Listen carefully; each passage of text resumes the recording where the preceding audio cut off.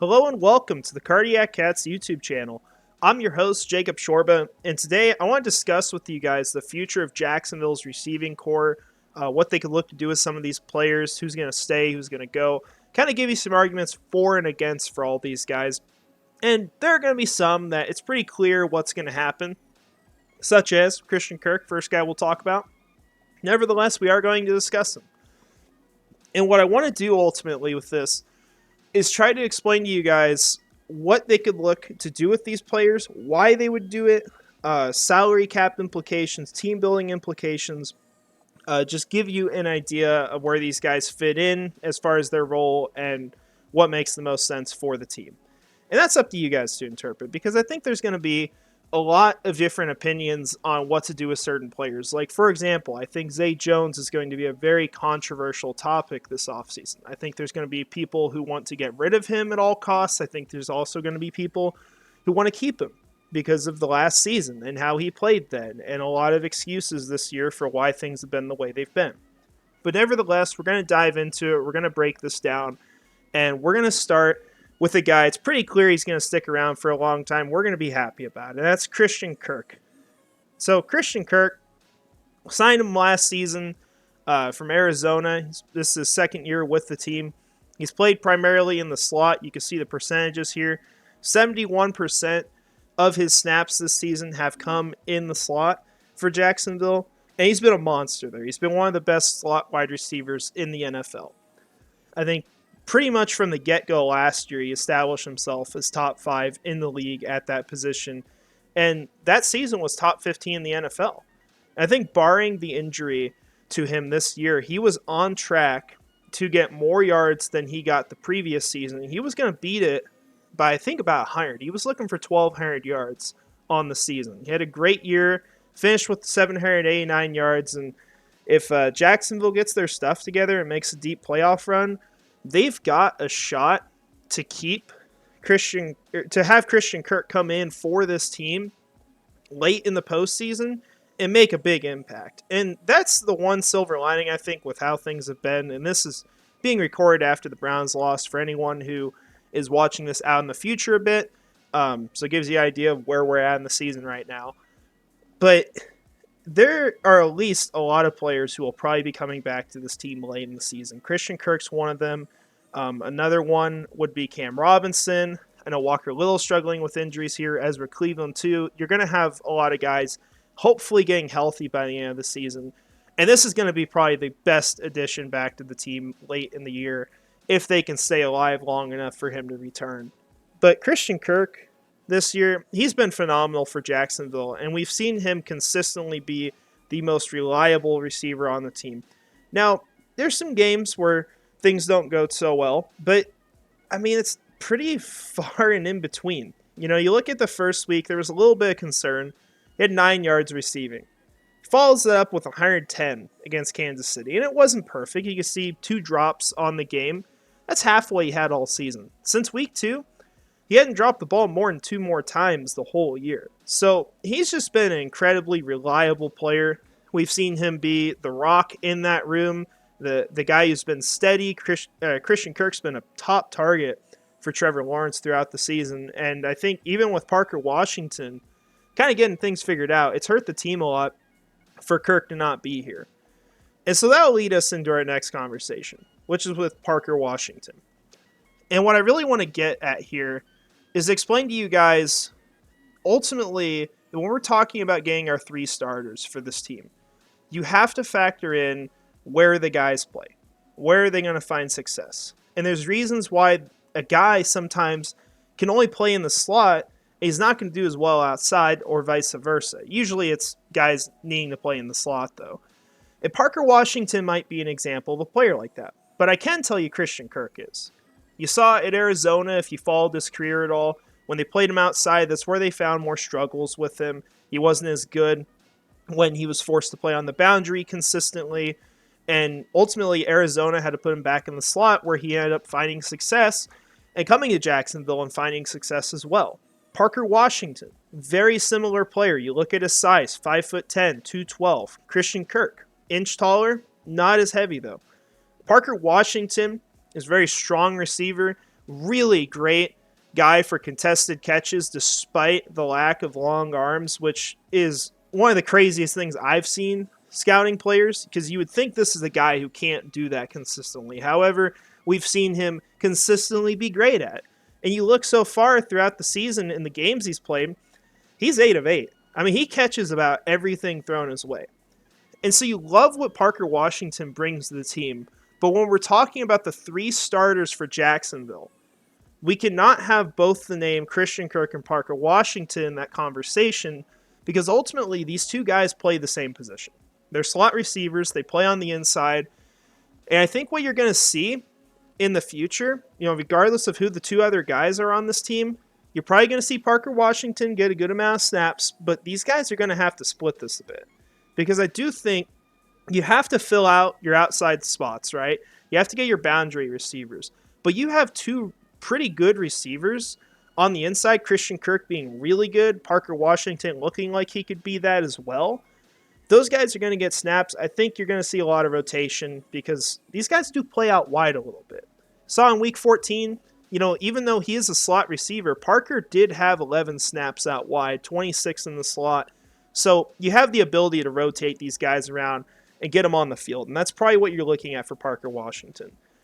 But I think Parker pretty clearly this year is showing that he needs to have a role on this offense. I think he's going to be a guy that they're going to be able to count on in the red zone a lot, because you need someone who can catch these contested throws and be able to convert the red zone opportunities into touchdowns. And that's something Jacksonville struggled with since pretty much when Doug Peterson came in. We've all seen that.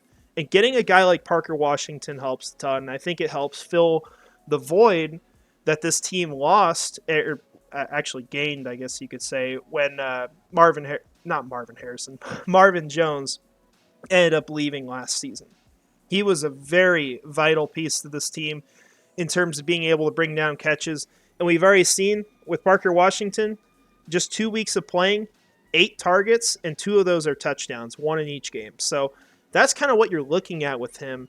He's going to have a role, but unfortunately, we're not really going to look at him as one of the top 3 starters, although he's going to garner a lot of snaps in the future. I do believe he's very much earned that at this point.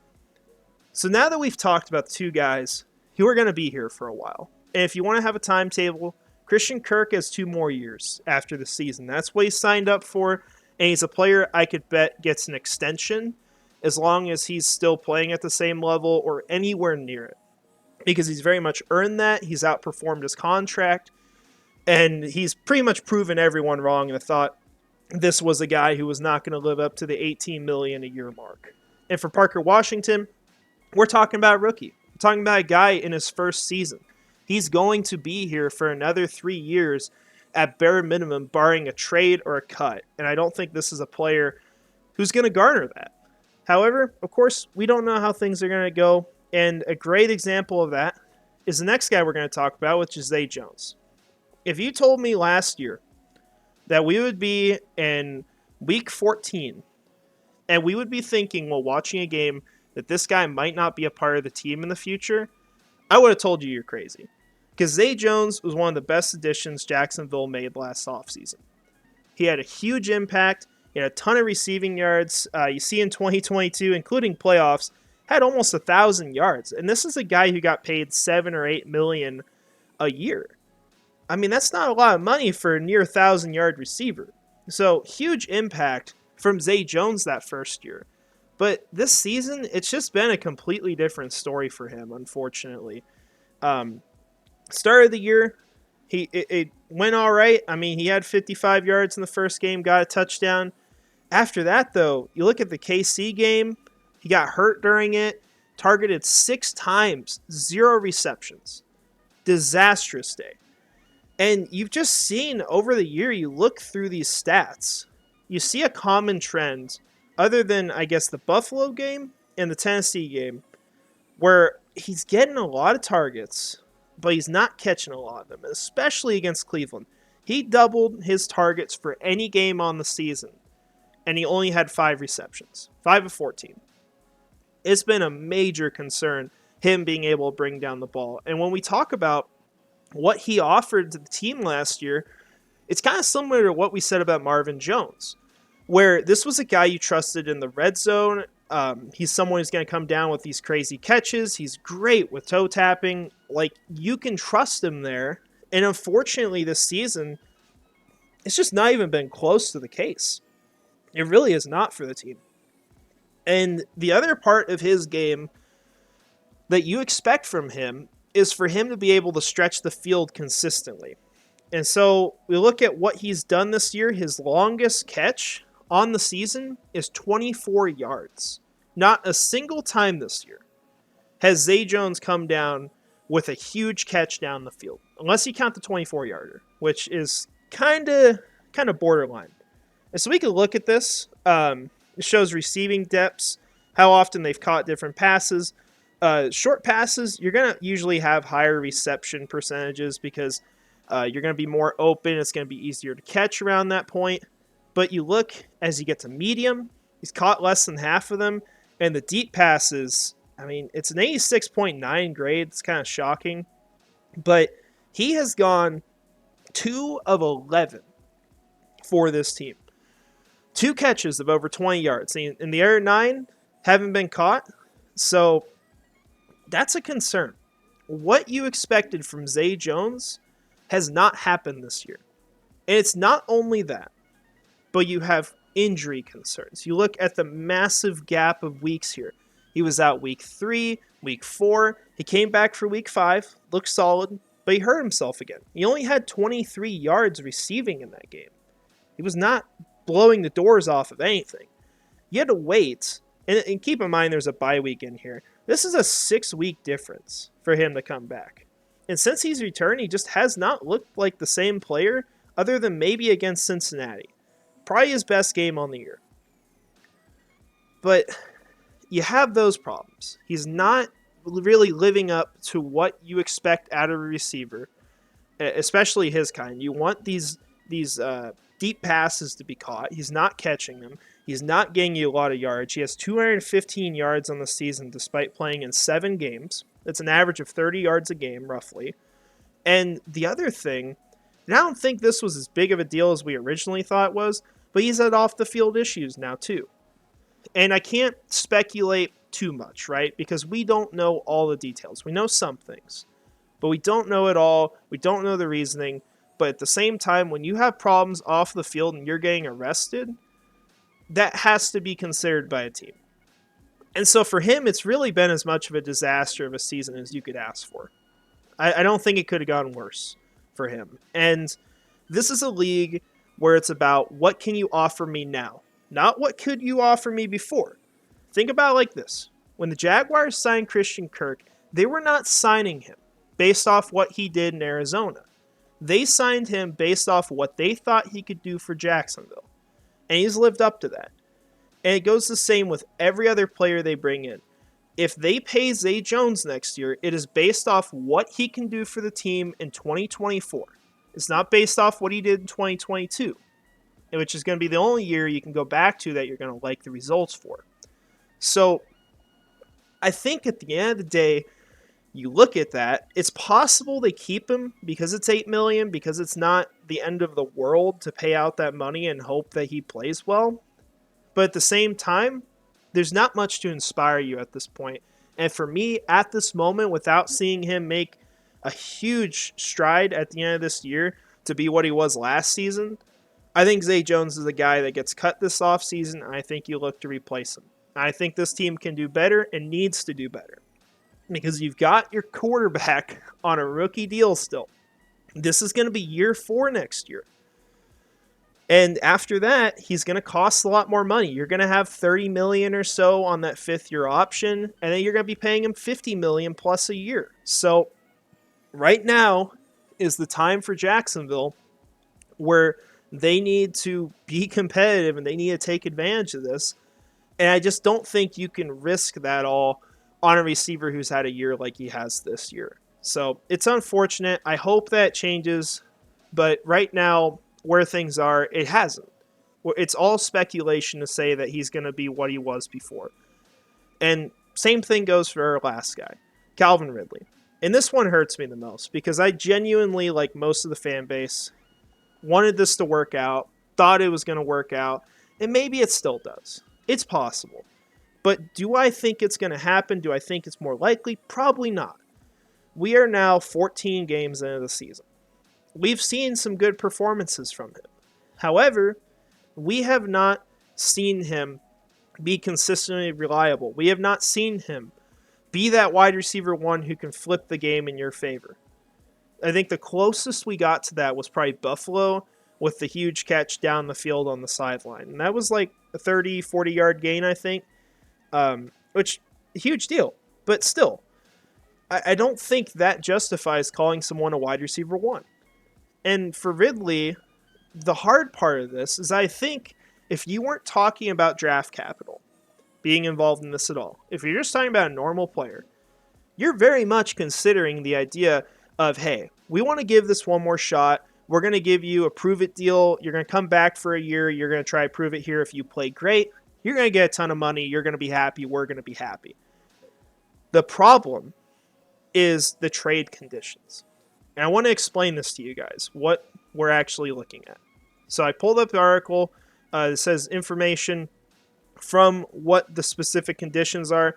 There is some that is not specifically explained, and I do want to note that.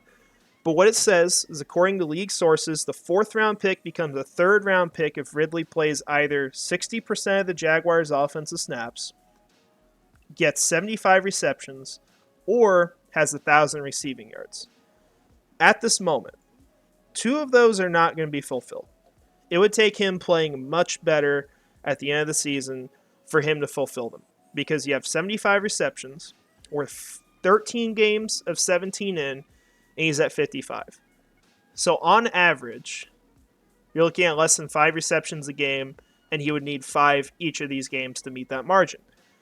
The yards per game, he would need to be averaging, I think, like 60, 65 a game. And right now, he's not averaging that. And he's projected to probably be around 900 to 950 by the end of the season. So you're right below those marks.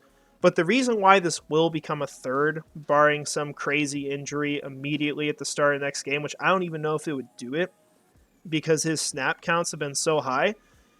Ridley has been on the field so much for Jacksonville this year that there's no way they're going to miss the requirement, which is 60% of the offensive snaps. I just want to give you guys an idea of what I mean by this. You look at his total snaps on the season. We'll go to offense. Look at that. 769. You know who's on the field every play? Trevor Lawrence. Even if he's injured. He's only missed like 10, 15 plays on the season. He has been on the field for 868. So only 100 less snaps is what Ridley's played. That is well above 60%. We're talking probably 85, 90% right now. So this is going to become a 3rd. We know that at this point. Now, where the confusion comes is that if he's re-signed, it is supposed to go to a 2nd-round pick. However, what has not officially been confirmed to the public at this point is whether or not a 1-year extension or a franchise tag would count as that extension to put it to that 2nd-round pick. And the interesting thing, I didn't pull up the tweet. I wish I did. I saw it probably 30 minutes before this. When Ian Rappaport originally talked about this, the way he worded it was that if Calvin Ridley signed a long-term deal, keyword, right? Or phrase, I guess. That's multiple years. It would become a 2nd-round pick. However, other sources call it an extension. So is a franchise tag an extension? We don't know. Point is, right now, if taking him on for another season on a prove-it deal is not that extension that puts us to a 2nd, with Calvin Ridley, there would at this point be no draft capital tied up any more than what you've already given up. Because it would be a 3rd if you let him go, because he doesn't get the extension, and it'd be a 3rd if you keep him and sign him to a 1-year deal, if that was the case, and that was not considered a long-term extension, and it stays as a 3rd. So the point is, if it's the best case scenario for Jacksonville, I think you can go into this next season and say, hey, we're going to re-sign you. We're going to give you one more year. We're not going to give up on this 1 year of you coming back into the NFL after missing nearly 2. We're going to give you another shot. And if they can do that, that's awesome. But if they can't, you have to ask the serious question of whether it is worth giving up your second round pick, where you can get some very good players, for someone who didn't prove what you were hoping for them to prove this year, and ultimately, to this point, has been more disappointing than expected. So that's the big question. And for me, if it's just the third, no matter what, I'm extending him. I'm giving him another shot. If it's second, unless he goes out and proves he can be that guy by the end of the year and does it clearly, which I don't know if he can at this point with so little time left. I think if he does that, then I could consider extending him. But otherwise, he's probably not going to stay with the team, and you're probably going to be looking to get a comp pick if you don't spend something in free agency. But I think they could be spenders in free agency. You look at the salary cap this year, it'll kind of point to that. You can watch our previous video from the bye week if you want on the salary cap situation for this team. Basically, if they cut certain players that it would make sense to cut at this point, they're going to have 60, 70 million to spend. They can restructure players. There's a lot they can do. They have plenty of money to spend if they want to, thanks to not spending anything last offseason. So that's kind of where they sit. Now, just to kind of wrap this up, how I feel about this right now and what I do, I think at this point, the only 2 receivers on this team that are safe are Christian Kirk and Parker Washington. I think you talk about the other guys, Jamal Agnew at this point, I can't remember the last time he caught a pass on offense, and I know he's injured, but I don't think he's going to stick around with the team because you can get returns from Parker Washington. You'd have to pay Agnew about $5 million a year at this point if you want to keep him. If they can get him really cheap, it's fine. I just don't think he's really a part of this receiving room, even if he returns. It's just not what he's done for the team this year. Your other guys are kind of smaller guys on the team. Tim Jones has played a good amount of snaps this year due to injury. However, we really haven't seen him do a whole lot. I think he had like 1 big catch, if I remember, and that's pretty much been it. So you can't really put much into that. And if he's here, right? But not really something that's moving the needle at this point. And that's how you feel about the rest of the receiving core at that point. So the way I'm looking at it, we have Christian Kirk in the slot. We have Parker Washington, who's going to rotate in for guys, kind of be the relief person. Still going to get a lot of snaps. And you're looking to get your outside receivers probably in free agency in the draft. Yeah, I think the clear top option at this point for Jacksonville, for a lot of reasons, if you're looking in free agency, and I think you should look in both, you're probably talking about T. Higgins. T. Higgins, if you weren't aware, played with Trevor Lawrence in college. They were fantastic together. Played with ETN. Those are 3 guys who know each other really well, really good friends. I know at least ETN and Higgins are. But Higgins is the kind of receiver this team could need. I think he'd be a really good Zay Jones replacement, someone that you could trust in contested catches down the field. A lot stronger of a receiver. And so I think he's a logical guy to go after, and you spend the money that you thought you would on Ridley on Higgins at this point. Yeah, I do think we could see Higgins hit free agency, because if Higgins gets the franchise tag, we're probably talking about $22 million being spent on him, and I think that's more than what Cincinnati's comfortable with. And they also have to be able to trade him. If they don't trade him, they're stuck with that. And they're going to be paying Jamar Chase in not that long. So they've got a lot of hard decisions. I think that's one that's unfortunately been kind of clear for them. T. Higgins is probably a guy who's not going to stick around there. And there's been some problems there too this year. He's been hurt a little bit. Just not his normal kind of season. But I do think he is a really good receiver and someone who'd fit in really well with Jacksonville. Now, the other place I'd be looking is the draft, for sure. And there's some players I don't think they can really get their hands on. I think they're just going to go way too soon. The obvious one is Marvin Harrison Jr. There's a chance he goes first overall. If not, he's going by 3. because you have the two quarterbacks going off the board and Caleb Williams, Drake May, and you're watching Marvin Harrison Jr. go off the board as he should at that point or earlier. I wouldn't blame the Bears for taking him first overall. I think Malik Neighbors, another player who's going to go off really early. He deserves to be a top 10 pick. He's going to be fantastic. LSU produces some great receivers, and he's the next one. And they might even have another one, Brian Thomas Jr., which we'll talk about. Rome Odunze and Keon Coleman are the other two I think are going to go off the board pretty early.